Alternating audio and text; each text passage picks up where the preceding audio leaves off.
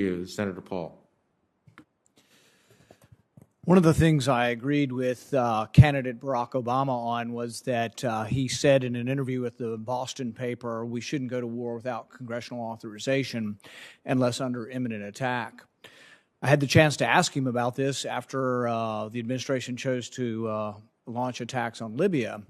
And he said, well, I said unless under imminent attack, and Benghazi was under imminent attack. And I said, really? You were talking about imminent attack of a foreign city, not the United States? I think nobody interprets the idea of a president going to war unless under imminent attack to be anything other than a U.S. city or a U.S. interest at the very least. So I was shocked by that. What was your position in the Obama administration about the Obama administration's decision to go to war in Libya? Ms. Sherman. Thank you, Senator, for the question. These decisions, as you know, are incredibly difficult to make. And when Libya began, I was the Undersecretary for Political Affairs. And I think that most people thought that we were providing support to Europe for a humanitarian intervention. It turned out to be quite something different. I am glad that today, some years later, we are now potentially facing elections in Libya, that Libya is getting back, perhaps, hopefully, fingers crossed, to a better place for Libyan people. I will be the first to say, and I think President Obama has said so in his own memoir, that we did not have a full understanding. We've learned from this that Gaddafi had not built any institutions. He had not created any government. So when Gaddafi disappeared in Libya, there was nothing. There was absolutely nothing except the potential for a civil war and for an ongoing conflict. So I think we have to be very careful. I appreciate the understanding in retrospect. It may not have been the best activity, but one of the lessons we might learn from Iraq also, is that regime change doesn't work, that Thomas Jefferson isn't waiting in the wings, and American-style democracy is not going to blossom, and when we get rid of a tyrant, maybe you get another tyrant. But I guess the reason I question whether there was a lesson learned is that immediately many people in the Obama administration, the Hillary Clinton camp, et cetera, Samantha Power, Susan Rice, and I'm not sure you, were then advocates of going into Syria in a big way. In fact, your boss basically has said, well, the problem was we just didn't go in big enough into Syria. What was your opinion on Syria during the Obama administration, on sending arms in and getting involved in their civil war? Thank you, Senator. I want to correct the record a minute. As I was thinking about this, I was not actually in the government at the time of the Libya decision.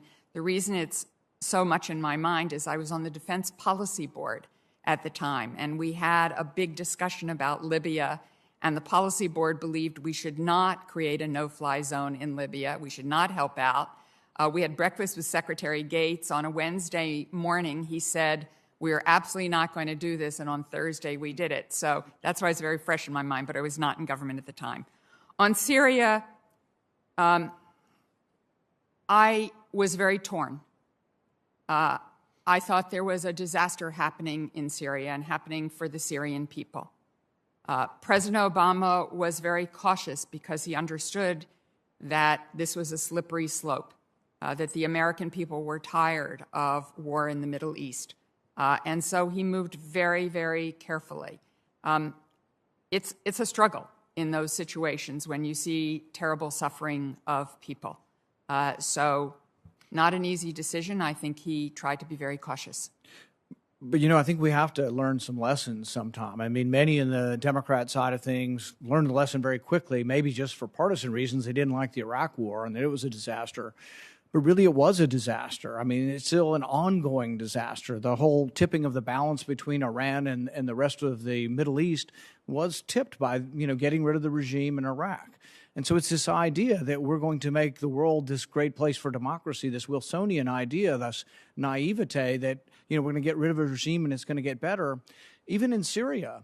So we didn't go all the way in, you know, with the full might of the U.S. We went part way in. But you could argue that had we not gotten involved and had we discouraged the other Arab nations from getting involved, that it would have still been a disaster, but maybe 10,000 people die instead of 500,000 people. So I think the misguided notion that we helped anybody in Syria It'd be easy to argue the evidence shows that 500,000 people died and millions of people are dislocated because we did the half-ass approach to it. We went halfway in there. And so then Blinken's response and conclusion is we should have gone all the way in there. And from my perspective is we need to stay the hell out of these wars. And toppling, one strong man, one tribal leader, we get another one or we get worse. And all along the Syrian civil war, the fiercest fighters, we would pretend that there were lawyers and doctors fighting, that there were these moderates over there fighting. Al-Nusra were the fighters. Al-Qaeda were the fighters. The fiercest fighters were the jihadists. And so I've never thought that the jihadists would be better than Assad, and I'm not a fan of Assad either. But we have to learn some lessons, and I don't think we adequately learn the lessons. We go from Iraq and the power vacuum of Iraq. People say, oh, ISIS came about because we left too soon. Well, maybe ISIS came about because we got rid of Hussein. I mean, what is the original domino that leads to that? It's destabilizing and having no government. You may be optimistic about Libya, but I see it as one of the biggest terrorist havens in the world. You got competing governments. The last administration was never really clear who they were supporting, whether it was this General Haftar or the UN government.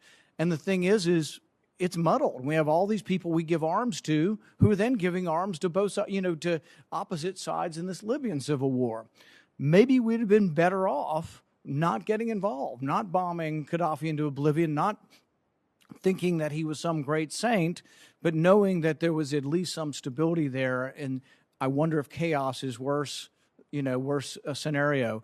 And all I would ask is that we've got to learn these lessons, and I'm not so positive. I don't think Blinken has. He's already sending us back into Syria. What do you think of sending more convoys into the conflict in Syria? Well, my understanding, Senator, is that's not what Secretary Blinken is about. What he is about is looking at what our interests are regarding ISIS and a de-ISIS campaign, and to make sure that we have a very small footprint and an appropriate one that is only in our interests. But I do appreciate, Senator, the issues you raise. These are very hard decisions. You are correct that we should learn lessons of history and try not to repeat them, that regime change is rarely, if ever, successful. So on some of your points, I would agree with you.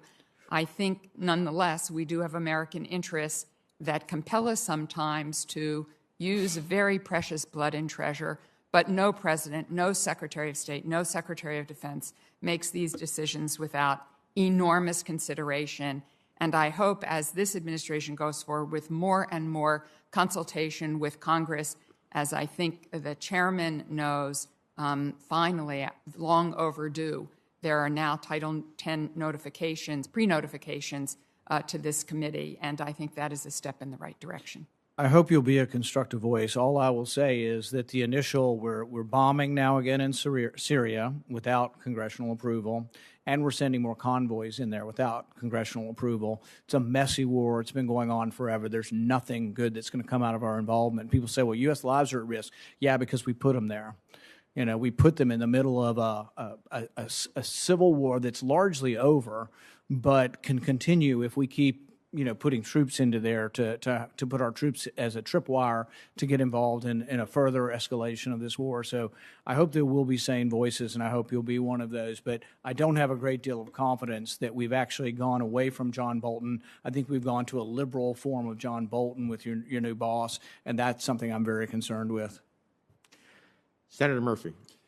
Thank you very much, Mr. Chairman. Thank you to you both for your continued